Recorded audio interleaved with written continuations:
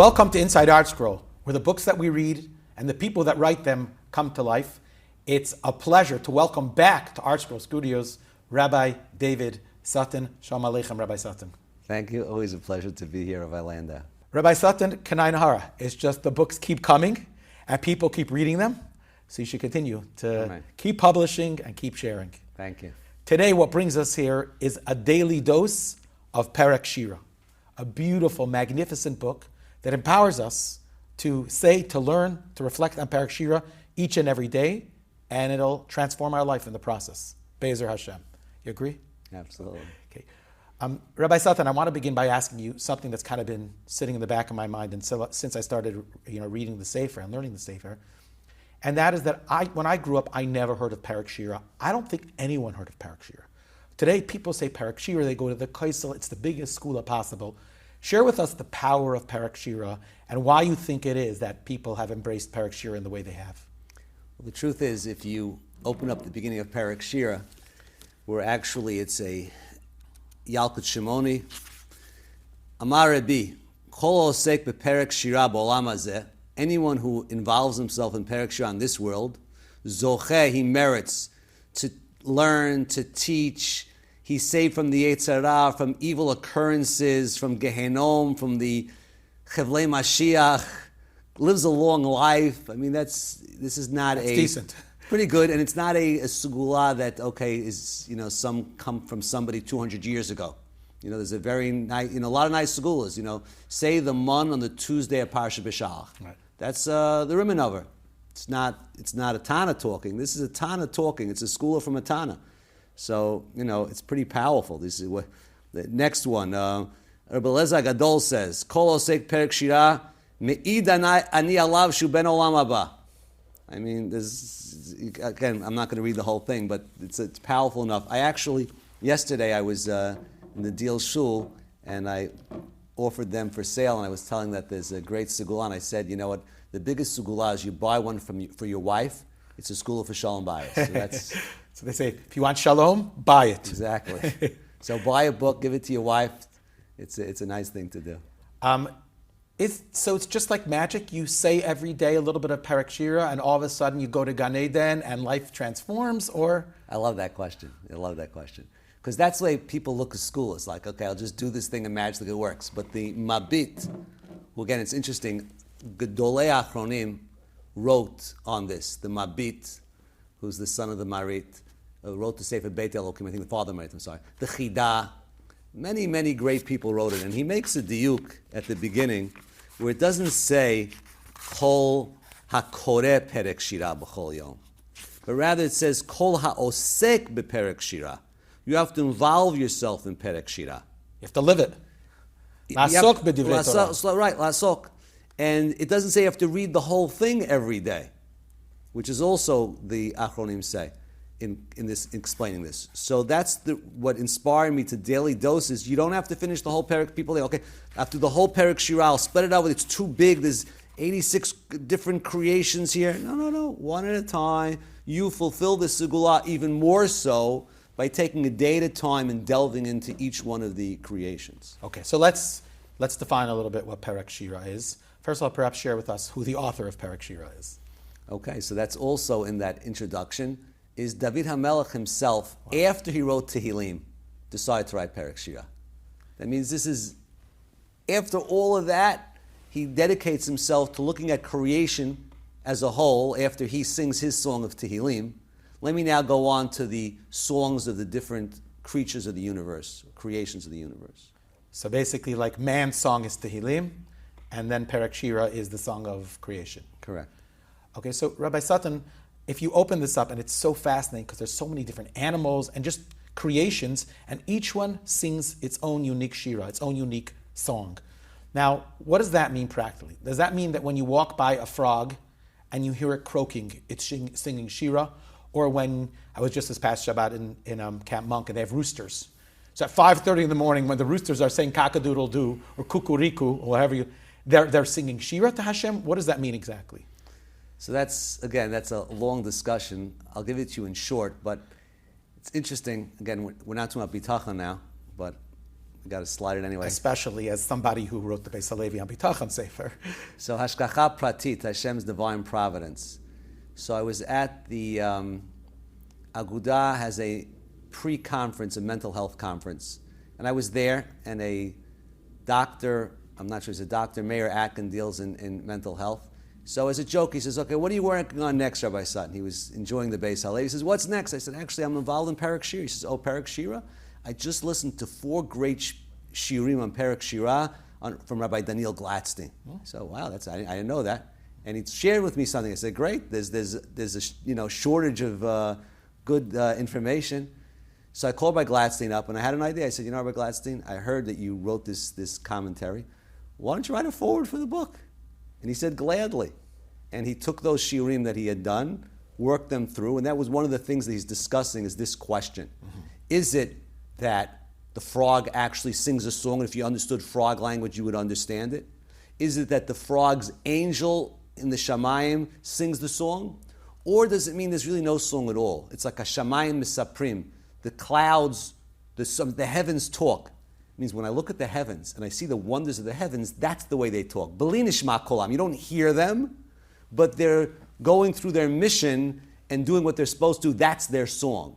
The sun's song is that it comes up in the morning and goes down at night, and it's showing its precision and how God created it. That's its song. So there's basically 3 approaches to what the song of creations are. Fascinating. But there is an opinion that when you hear the frog croaking or you hear the cow mooing, they're singing Shira. Yes. That's really comforting, because at 5:30 in the morning when I heard the rooster crowing, had I thought to myself, he's singing Shira to Hashem, it would have been less annoying. Okay, that's fantastic. That's amazing. Now, what I noticed when I was going through the daily dose of Perek Shirah is that it's not just animals, it's not even physical creations that sing Shira, it's also Gan Eden, Gehenna, they sing Shira too. And what was fascinated about was, Gan Eden I could hear. They sing Shira. Oh, it's Gavaldik. We have another tzaddik coming. Tzaddikim Yoshim, Vatraseim, Berashayim, Benenim, Iziv Ashchina, another person to bask in Hashem's divine presence. But Gehenna? That must be, what is that, like death metal? What's the Shira of Gehenna, and what can we learn from that?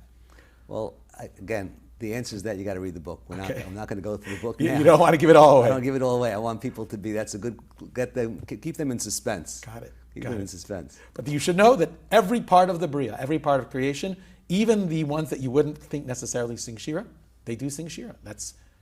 And like what you said before, if everything has a unique job in life and a unique tafkid, then whatever your job is, you're singing Shira for Hashem.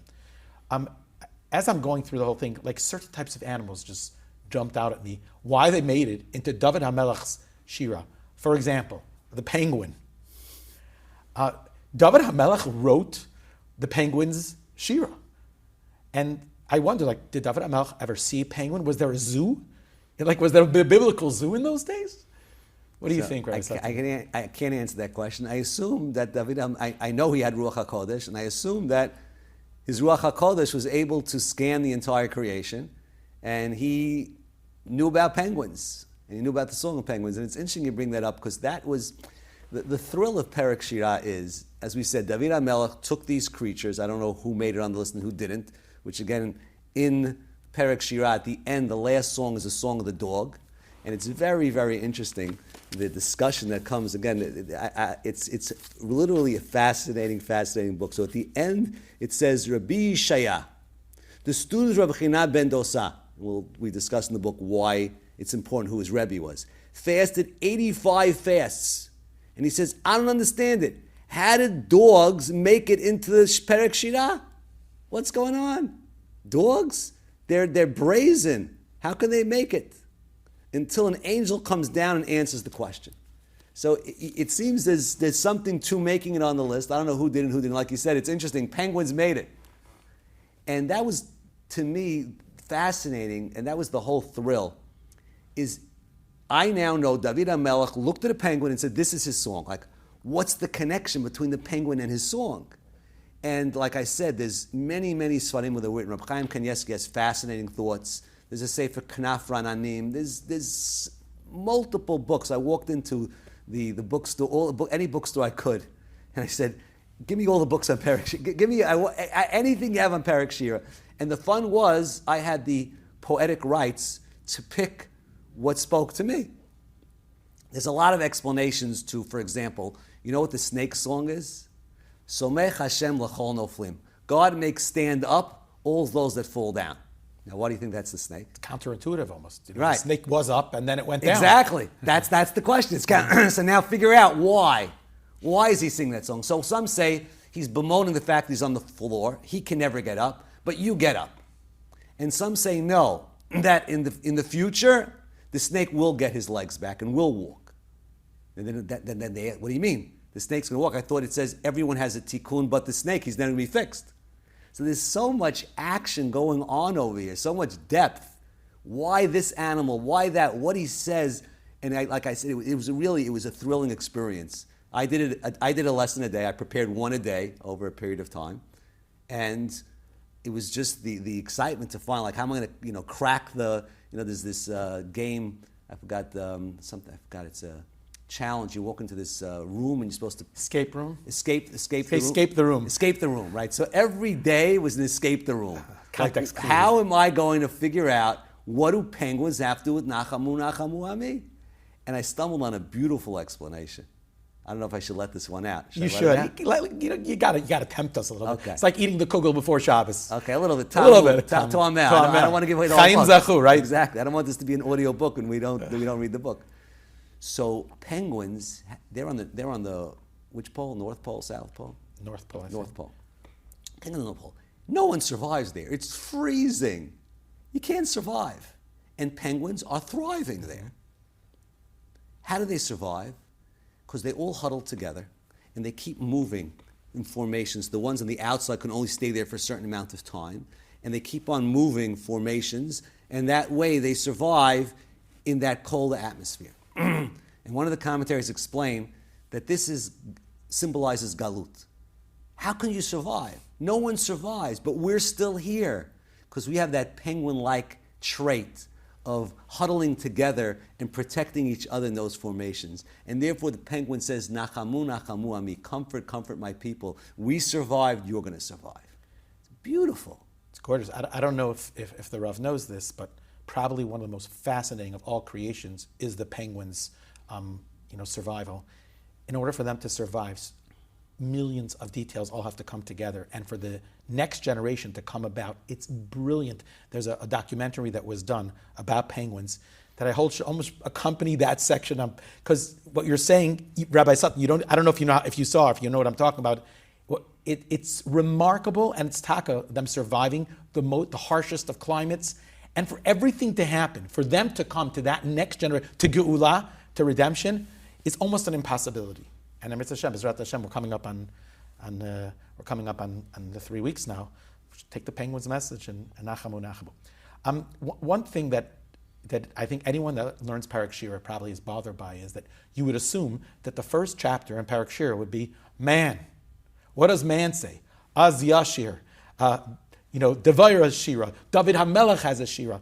Yet not a word about man. It's about everything besides for man. What's the pshat? So, Mina Shamayim, again, everything, this goes back maybe 20 years ago. It was in Eretz Yisrael. During, I don't remember, it was right before Shavuot. And I went to Rav Shmuel Auerbach, Zichron Livracha, was alive in his yeshiva in Rechavia. And I walked in, and he was giving a shmuz. I knew I was planning to hear a shmuz. And he asked this question in the shmuz. And he answered, I don't know if it was his own or that every creature has a shira. It's predestined, it's shira. Every penguin is the same penguin. He has no freedom of choice. And his song is going to remain that song for generations. A human being comes here to write his own song. So you don't have a pre-written song. You have to now come in here, live your mission, especially go with the explanation that your mission is your song, and you will sing your song. And it's interesting, when I was helping the family of the dedicators, they did in honor of their parents, the Shalom family, in honor of their parents, Nathan and Elaine Shalom. So I wrote over here, when I helped them out, the one song that is conspicuously absent is the song of humankind. This is because each person must compose their own song by living through and accomplishing their unique mission in this world. The song of our parents, wrote with their lives, is embodied in the verse, V'amartem kol achai. and say such successful life. V'ata shalom, may you be at peace, ubeitcha shalom, and may your household be at peace. V'chol asher lecha shalom, and peace be upon all that is yours. The name is Shalom. So I decided that's their pasuk, that's their song. You made a Perek Shirah for their family. Yes, I made a Perek Shirah for their family. So that's what everybody really has to say. What's their pasuk? What's their? As you're speaking, something really fascinating popped into my mind. The Chassidish Sfarim bring down that 40 days before conception, HaKadosh Baruch Hu takes, already decides bas plane to the plane. That's already the formative experience before even conception. And 40 is a powerful number. I know somebody who's writing a sefer with 40. Hopefully we'll talk about that sefer at some point. But what does the neshama do for those 40 days? So I don't remember who says it. One of the Chassidish Sfarim writes that it watches the malachim sing shira. So the formative experience of human beings is shira. You got to find that His one. song. I could find it for you. I actually found. I know a musician, and he shared this with me. I have to find where he said it. He wrote this, like a whole piece on this. The reason I'm saying this is because, according to what you're saying, I just realized something magnificent. The first 40 days of your existence, you're watching the malach sing shira. What's a malach? One unique task. Whatever it is, that's his song of shira. And then Hashem says, okay, now write your own song. Now write your own song. That's the purpose of our life. V'ata kitvu lachem et hashira azot. You should write that shira. So you just made me understand something which I don't think I thought of for a long time. Wow. Interestingly enough, they point out that that's why human beings are so spiritually connected to music, because it brings us back literally to the first moment of our existence. And that's why music cut every boundary in every type of person. And it's so fascinating. We see sometimes people who are so not connected to Yiddishkeit, and they go to a kumzitz or they come to shul and there's some singing, and all of a sudden their neshama's on fire. Which I think is a segue, next. Rabbi Sutton, after writing this, learning about this, could you give us an accurate definition of shira? That's a good question. So there's a very interesting Rav Hutner that talks about shira. And he says there's a term mizmor and a term shira. Mizmor, shir, liyom HaShabbat. Mizmor and shir. Mm-hmm. And he explains that mizmor, actually mizmor might not be him, but mizmor is lashon lezamer, which means to cut down. Psukei de zimra. Right. Psukei de zimra, which people will understand it's verses of song. No. Psukei de zimra means it's verses that cut down. You have a forest full of interference between you and HaKadosh Baruch Hu, and the Psukei de Zimra is we're going through with a machete to clear out that forest. That's Psukei de Zimra. So a certain aspect of Zimra, not Shira, Zimra, is you're using that to take away the barriers. Az Yashir, Shir. Now, if you go through Az Yashir, at the end, it starts off with, we're talking about Az Yashir. We end off Hashem Yimloch Olam Va'ed. And then we say in Psukei de Zimra, we give the Targum of Hashem Yimloch as if it end. And then it says, Kivasus Paro. Kivasus Paro. I thought we just finished. Why are we going back to the beginning? Mm-hmm. So Hutner says, there's a Mishnah in Masechet Shabbat that says, Kol Balei Hashir. All those that wear a ring around themselves, Yotzim B'Shir, they can go out with that ring, that bracelet. He says, Shir means a bracelet that goes around. And he says, that's why when we end the Shirah, we come back. It's like autoplay on the song. It keeps on loops again and again and again and again. It means the Shirah is something that never ends. The Shirah is you recognize Hashem, and it's a snowballs, and then you understand it, and then you build on what you got before, and you keep on going. Shirah is this never-ending appreciation of HaKadosh Baruch Hu. That's why it says, La'atid lavo, we're all going to be standing around the HaKadosh Baruch Hu in a circle. And the circle just keeps going and going and going. There's no beginning, there's no end. Shirah is the concept of my appreciation of Hashem that just never ends. It's a unique understanding that just it has ups and has its downs and has its beat, but it's never supposed to end. So just based on what you said, so what does it mean by Shabbat that it's Mizmor Shir? Right. So again, you have to go. I'm sorry to do this to you. I don't think you interviewed me on this. There's two wonderful books on Shabbat. One's called Living Shabbos and one's called Embrace Shabbos. And in there, we have a discussion why does Shabbos have both Mizmor and Shir together in it. Shabbos has that unique, because and Shabbos again is a day, go through also, beautiful piece on Shabbat is a day of Shirah.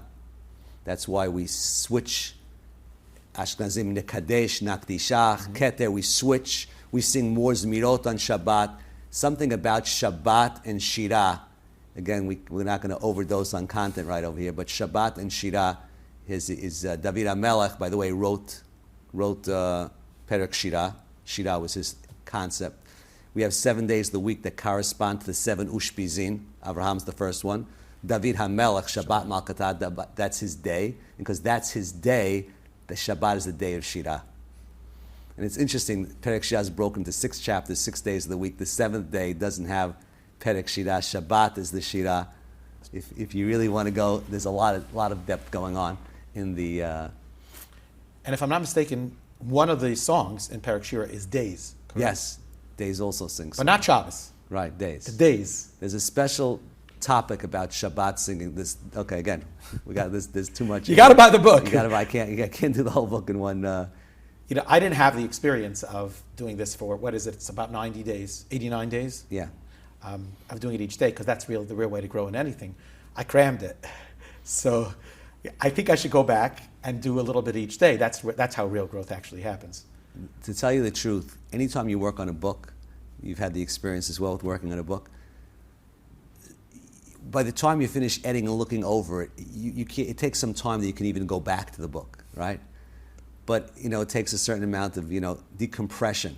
True. But I'm starting again, start from the beginning, and then just going lesson by lesson and appreciating it for what it's at. And it's really, it's beautiful. It's just the I'm not saying it's beautiful what I wrote, but the every pasuk and the connection, the animals and what's going on, it's like, it's mind-boggling how much. One thing that I feel you did us a big service with, and on some level I feel like you're the king of this, is that at the end of every single chapter, you don't just read a chapter. There's a little practical takeaway. So here it says, saying modani becomes much more meaningful when we truly take note of the fact that our soul is restored and renewed in us when we wake up. And I was thinking, I saw this one, and I was thinking to myself, okay, so tomorrow morning by modani, let me think a drop more than I usually think. That's how you grow. And I wonder if that's the school of Perek Shirah. That every day you make a small little change based on, and then slowly but surely your soul begins to sink. I want to take it back to the beginning. Rabbi Sutton, where did the idea originate to do a sefer on Perek Shirah?